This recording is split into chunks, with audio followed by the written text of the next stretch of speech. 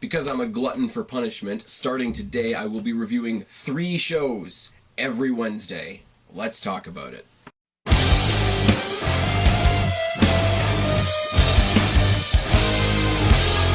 What's going on, everybody? It's your buddy, it's your pal Spaz Phoenix, the YWC Reality Check, here with your inaugural NXT UK review for October 17th, 2018. It's finally here. We've been hearing about it since the tournament a while ago, the WWE UK NXT special thing that they did. They announced we were going to be getting NXT UK. We've gotten all kinds of spoilers since then. We've seen all kinds of photos of various things since then, but we didn't know when it was actually coming out. We got the news tail end of last week.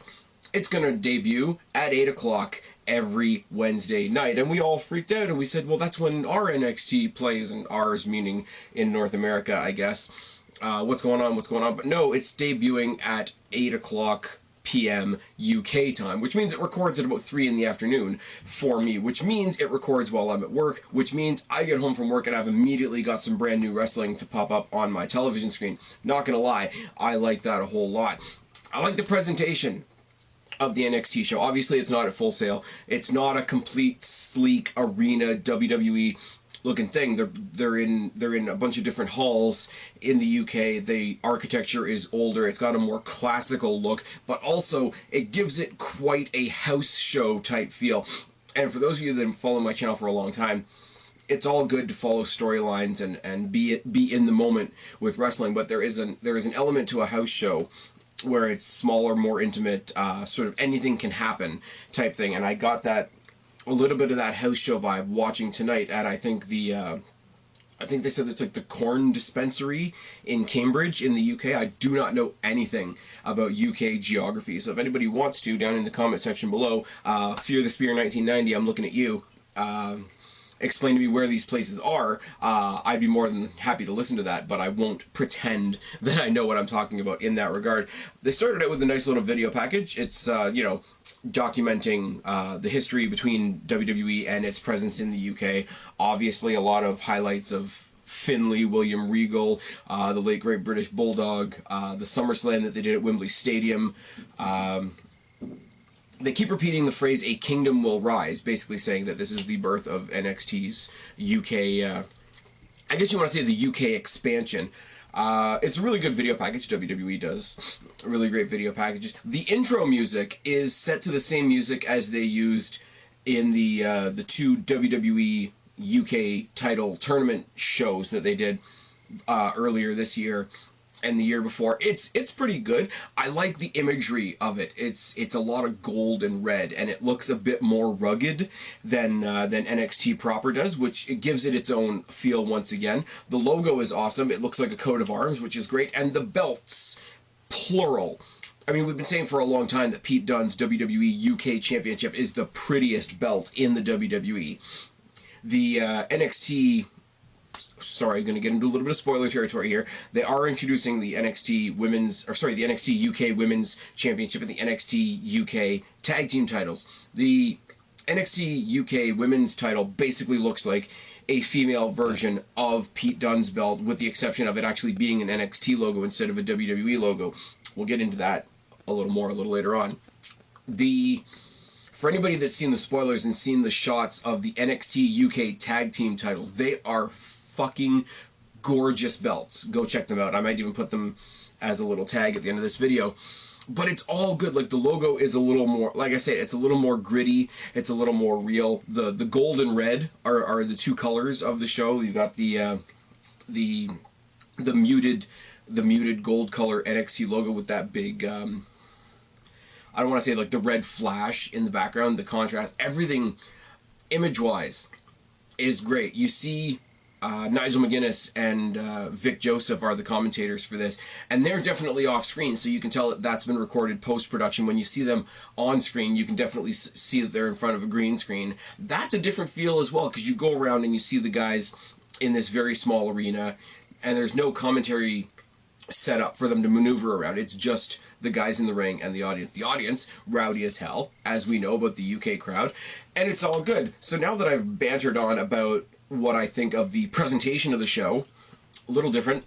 If you're used to the polished NXT product that we get from Full Sail, it is a big detour from that. But let's get into the actual matches itself.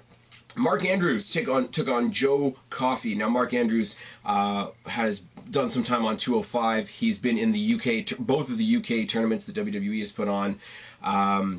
We've seen him mix it up with guys like Tyler Bate, Trent Seven, Pete Dunne, etc. I like him. I liked him a lot when he was in TNA, when they just called him Mandrews, etc., etc., etc. We start off before this match with some highlights from back when they were at Royal Albert Hall, when Joe Coffey and his brother Mark, who are two big, massive dudes in their own right, beat the hell out of the four guys that fought for the for the WWE NXT UK World Title #1 contendership that was eventually won by Noam Dar. But this, the Coffey brothers beat the fuck out of Mandrews and Flash Morgan Webster, and I cannot remember who the fourth participant in that match was, as well as Noam Dar, making their own statement. But these guys, I have to go back to it. They look fucking massive. They look like we would want to put them up against War Raiders or Heavy Machinery or AOP, Authors of Pain type guys. And they're, as I say, I keep saying it about the UK guys, they've got this ruggedness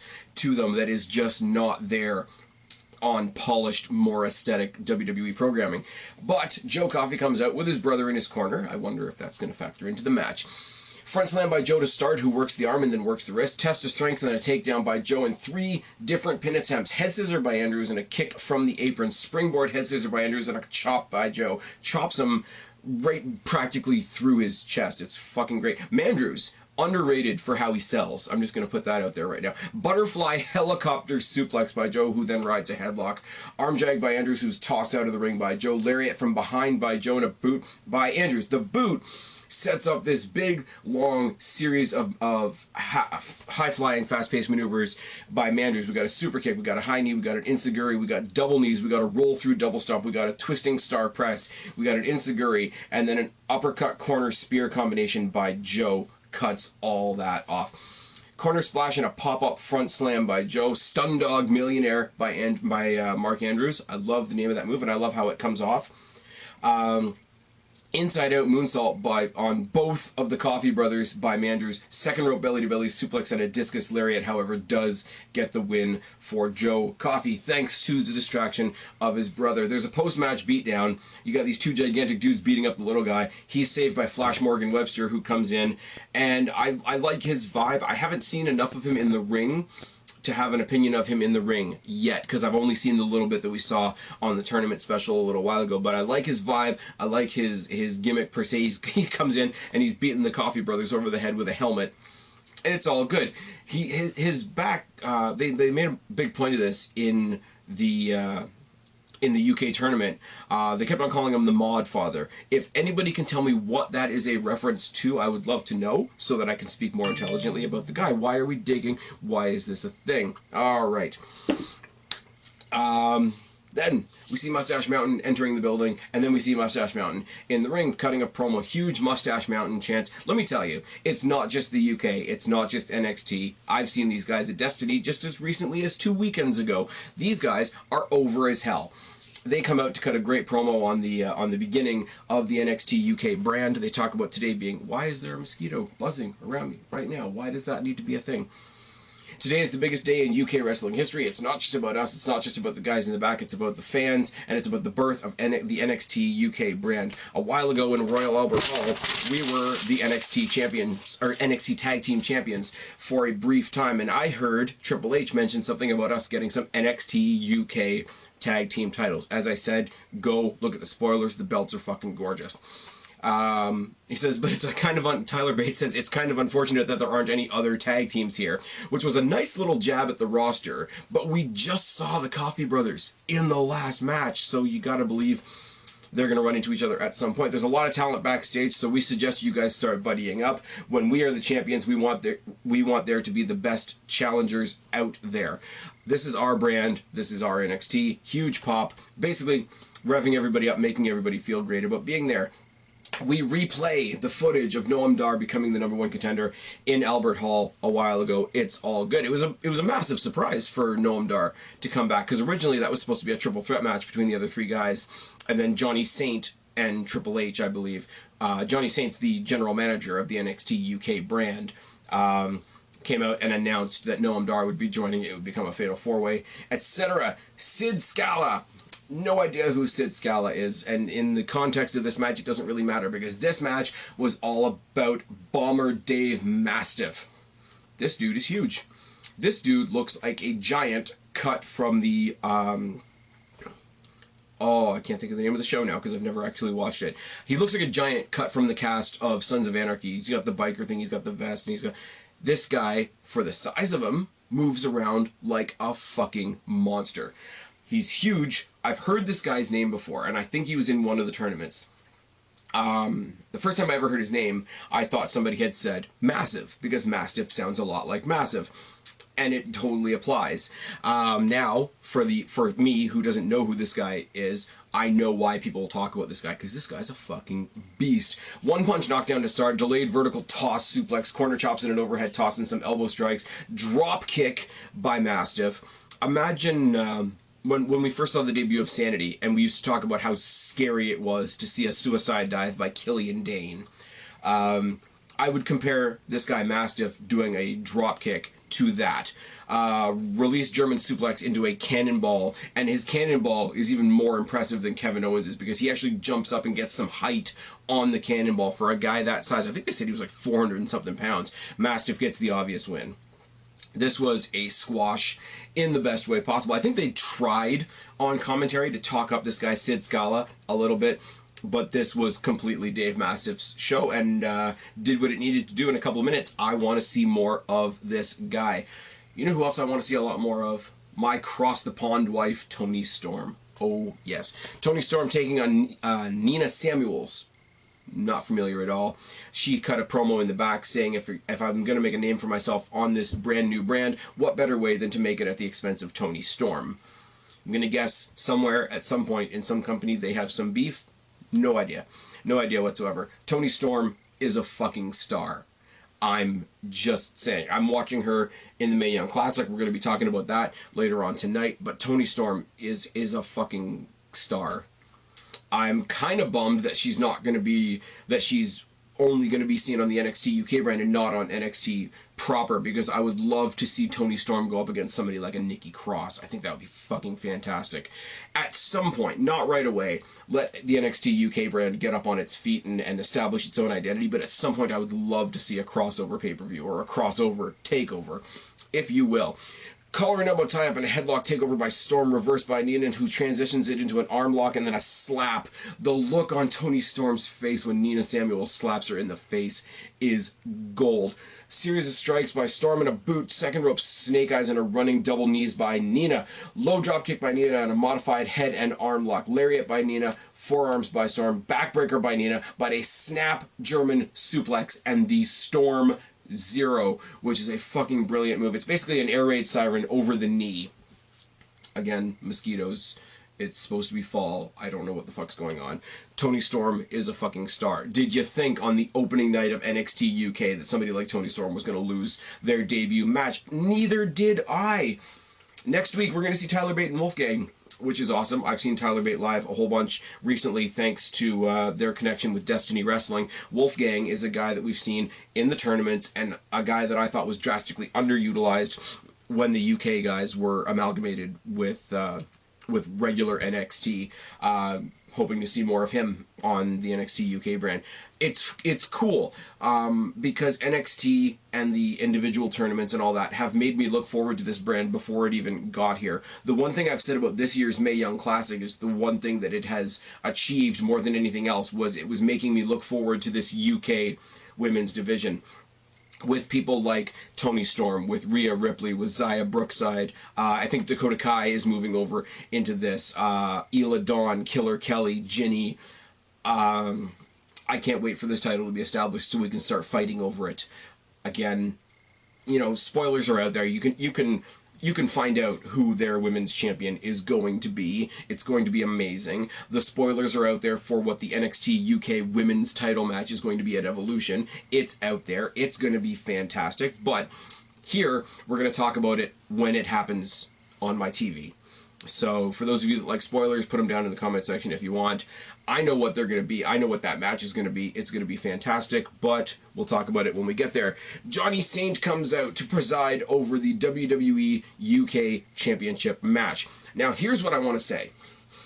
When they established the UK Championship, it was a WWE title. It was a WWE title established on a WWE show, but now we've established this NXT UK brand. We're going to have the NXT UK Tag Team Champions. We're going to have the NXT UK Women's Champion. And the head of the NXT UK brand is Pete Dunne, the WWE UK Champion. Now, this is nitpicking to the highest degree, but at what point are we going to break down and admit that what Pete Dunne has over his shoulder is actually the NXT UK Championship? Because even if you watch them come out on the graphic, when he's coming out to the ring, they do the, usually it's a lower third, but they do the graphics where it's actually the nameplate and everything are on one side of the screen. It's just different enough to be cool.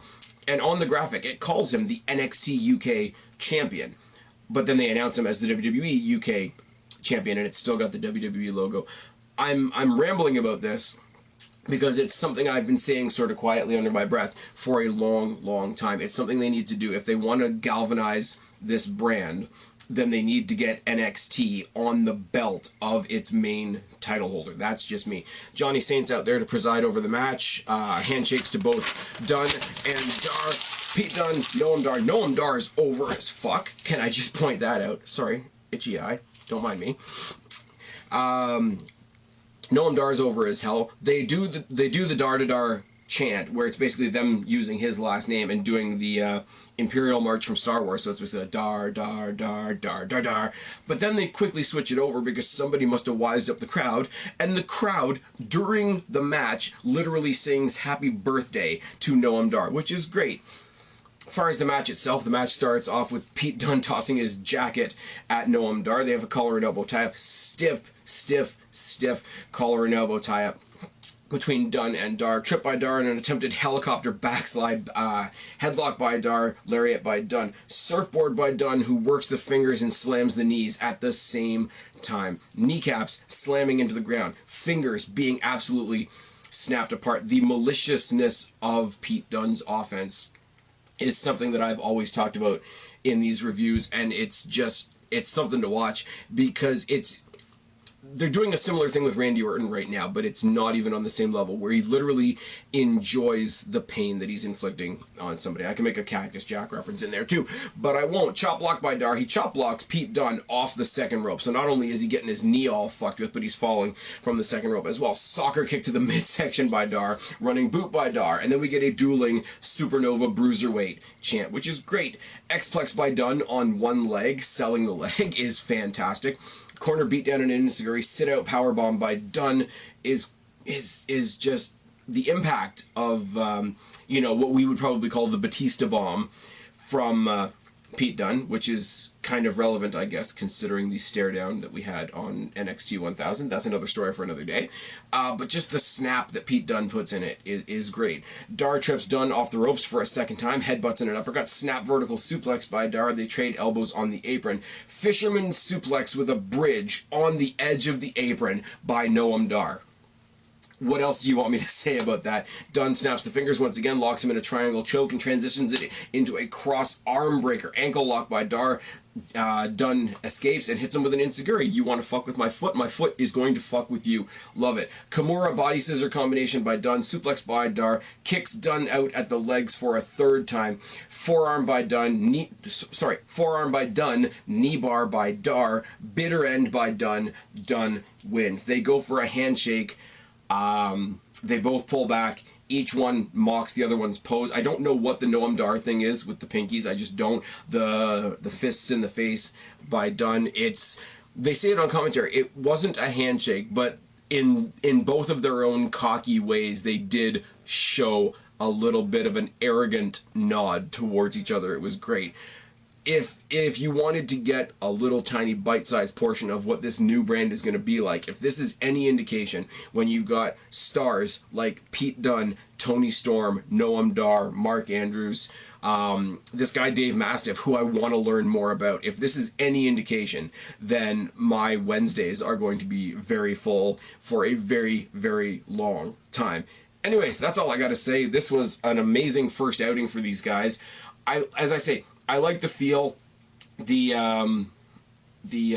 commentary being laid out over top, and them not even trying to hide that the commentary has been laid over top of the video. It's another great little feel, because you've got this dynamic between Vic Joseph and Nigel McGuinness, where Vic Joseph just sort of lays out and lets Nigel McGuinness educate the audience about a type of wrestling that they may or may not have ever seen before. It's a really, really cool dynamic. Vic Joseph, I think, in the long run, is starting to be recognized as being incredibly underrated as a commentator. It's all good. The backstage guy that they had doing some of the interviews, I could do without him. He looked like a bit of a dweeb. Hearing the ring announcements with a British accent, I know it sounds like such a funny thing to say. It's a UK show. Obviously, there would be British accents. It feels so different from any other WWE production. And I think that's why I liked it so much. Anyways, I've been Spaz, your YWC Reality Check. I'm going to see you 2 more times tonight. Subscribe up there, talk down there, start a conversation. Keep all these conversations going. Don't be a stranger. I will talk to each and every last one of you later. But for right now, I am tagging out. Bye, guys.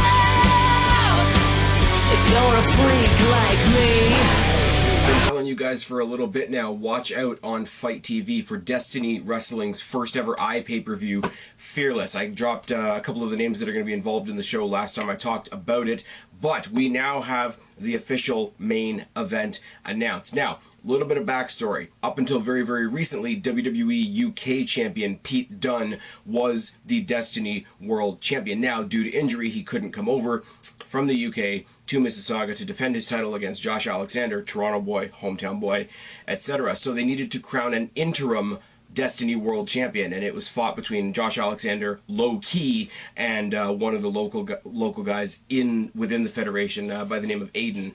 Now, Josh Alexander got his hometown victory moment. He is the Destiny Wrestling interim world champion. He's going on to Fearless on Fight TV to face Rich Swann and Ray Phoenix. So if you weren't already going to check it out, you might want to check it out now. Tell them I sent you, and I'll talk to you guys later. Bye.